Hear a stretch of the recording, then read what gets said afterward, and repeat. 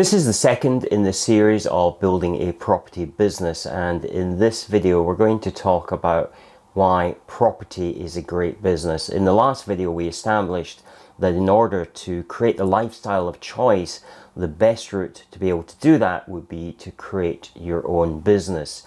And I believe that property provides you with a great opportunity to create a very valuable asset, but also to produce a very substantial income.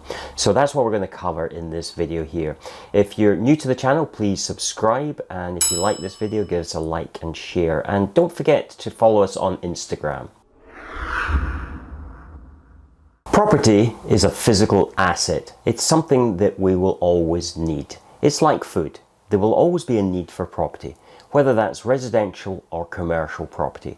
Walk down any street and you are surrounded by property. It's a universal asset, but it's also a physical asset, and so therefore it generally retains its values even in the worst of economic circumstances. When people look at investing, they often either look at the property market or they look at the stock market. And it's kind of strange, there always seems to be a friction that those people who are heavily invested in the stock market believe that the property market is not something that you should be investing in. And I kind of came across this back in about 2009, and I was delivering a speech to a group, and there was a gentleman in that group who I actually knew, and he was heavily invested in the stock market, and he kind of disagreed of the main thrust of my speech, which was about investing in the property market. And he cited various reasons why I shouldn't do that. But what's kind of interesting about that story was that and his main complaint was that property is not liquid enough. In other words, you can't get out of it quickly enough. But actually, property you don't want to be getting out of quickly. You want it for the long term. And so you should be in the stock market. So it was because it was not liquid that he had a real concern with it. I met this gentleman several years later, in fact, I think in about 2017, and he was getting very nervous because we had just had the Brexit referendum, and if you remember all the turmoil that was created around that, and indecision through Parliament, and the potential blocking of our exit out of the EU. And so he was very nervous about how that would affect the stock market. And so I asked him what he was doing currently, and he told me that he had pulled all his money out the stock market because he was nervous and kept it in cash, because at least if he had it in cash he couldn't lose money, except of course inflation would eat away at it. So his argument was to pull it out of that market, but yet property in the meantime had started to move ahead, and even in the worst of times property has not devalued significantly. Over the long term it goes up. Over the short term it may drop, and even after the 2008 financial crisis it dropped on average about 17% across the country. It's more than gained that now and risen way above that level. Property is a physical asset and will always have value. I had a friend of mine, a very good friend of mine. In fact, I was at primary school with him, and he had a career in the bank. And part of that was that he was invested in shares in the bank. And as a result of the 2008 financial crisis, he saw his shareholding in the bank, which is one of the worst hit sectors, drop by 90%. And to this date, they have still not recovered. And yet over the same period, the property that I had invested in for 40 years went from a value of $7,500 to over $400,000. So you can see why I'm very much sold on the idea that property is a great place to place your money. But I actually believe that in terms of residential letting, that is becoming more increasingly difficult. And therefore, if you're investing in property, you perhaps want to move to the commercial sector, which I'll say a little bit about in a later video. But you see, one of the issues that I would have with the stock market is that you can put your money in various shares, and let's assume you take a drug company, and you can see these going dramatically up. Now, for instance, my mother invested in GlaxoSmithKline and saw her share value go up dramatically. But what would happen if they're perhaps bringing out a new drug and that maybe makes the share price soar? But then all it takes is some bad publicity, some scientists to come out and say that there's some problems with it, and you start to see the share price dive. And yet, with a physical asset such as property, you have much, much more control. It seems fairly obvious, but we all need somewhere to live. And with the changing demographics, we need more and more homes. And yet we are continually told that we have a shortfall of homes. Governments set targets. In the early 2000s, we needed 200,000 homes each year to be built. We missed that target. And now the target is somewhere in the 300,000s. The fact that they've set targets doesn't produce the homes. And in fact, the reason that we're now 300 is because we didn't produce those 200,000 each year. And the 300,000 are not going to be produced either. There will always be an opportunity, particularly for property developers, to build more homes. We need places to work and socialize. I say we need places to socialize. We don't actually need places to socialize, but we want places to socialize. And our wants always supersede our needs. Something we want, we're much more likely to be driven to. So we want places where we can socialize, but we need places to work. And there's a lot of conjecture at the moment in the media saying that people have got used to working from home because of the current pandemic and that they want to continue that. I believe that we will see much greater switch back to people working in places that are outside the home than most of the media are talking about. But there's also places where you cannot work from home. Factories, shops. Try and have a cashier working from home in your local supermarket. It just doesn't work. So there'll always be need for commercial property as well, whether that's for our entertainment or it's to service our daily needs.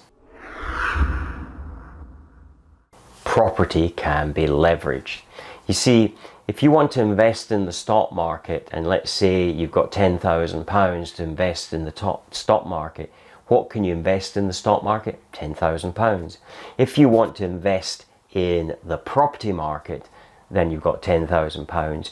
You can borrow money against that and be able to buy a larger asset. So you might be able to borrow 75%. So with £10,000, you can buy an asset of £40,000. Now that becomes significant. Leverage can then increase in value.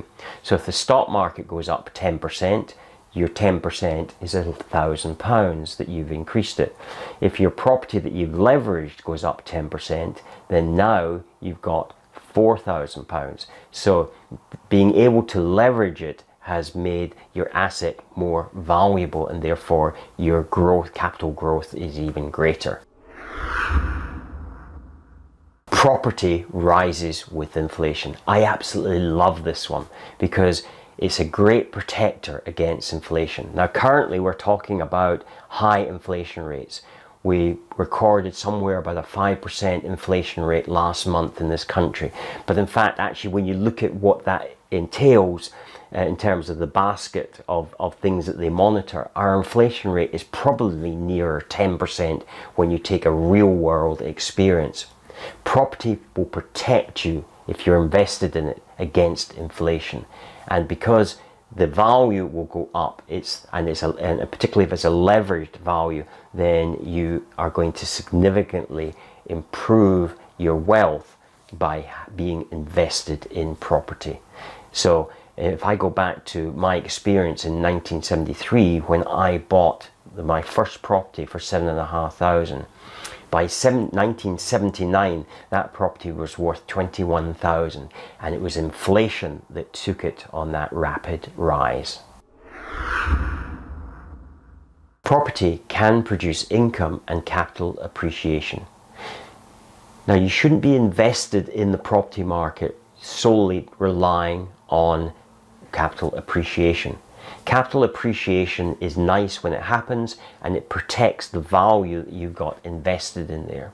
But you should be, if you are an investor in property, you should always be looking for a return on that investment.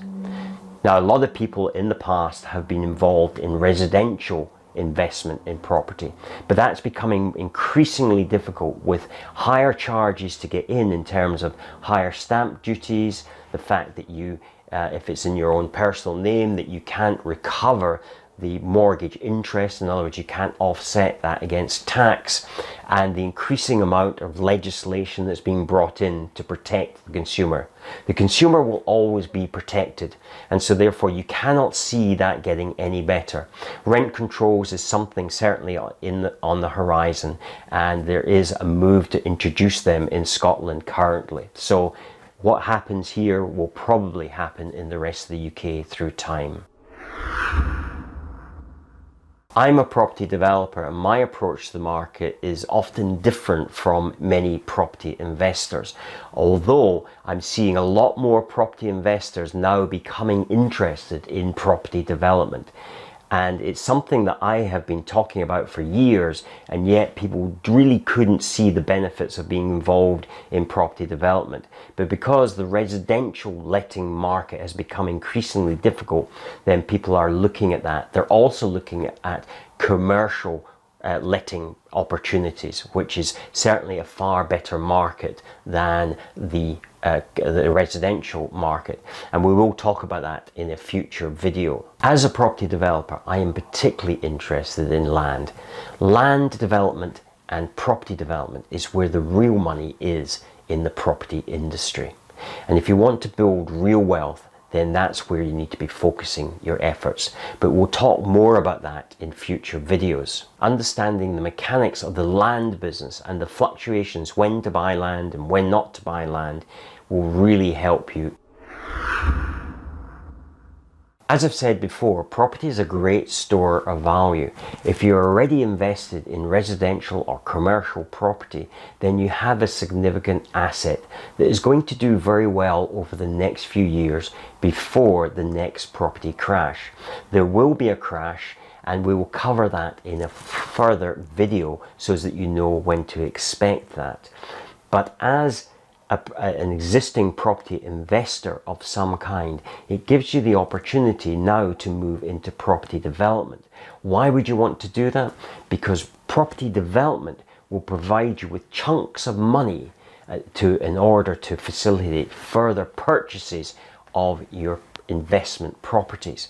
And the investment properties need to be protected as we come to the next property crash, because you need to be able to reduce the amount of exposure that you have through leverage. But we'll cover that in future videos in this series. If you've enjoyed this video, please give us a like and a share. If you haven't already subscribed to this channel, please subscribe now. And remember, if you're interested in getting involved in land development or property development, we run a free training called the 50-minute land breakthrough, and you will find a link in the description below where you can register for the next event. Until the next time, please stay safe, and I look forward to speaking to you in a week's time. Thank you for watching. Subscribe for more videos, then click to watch the next video.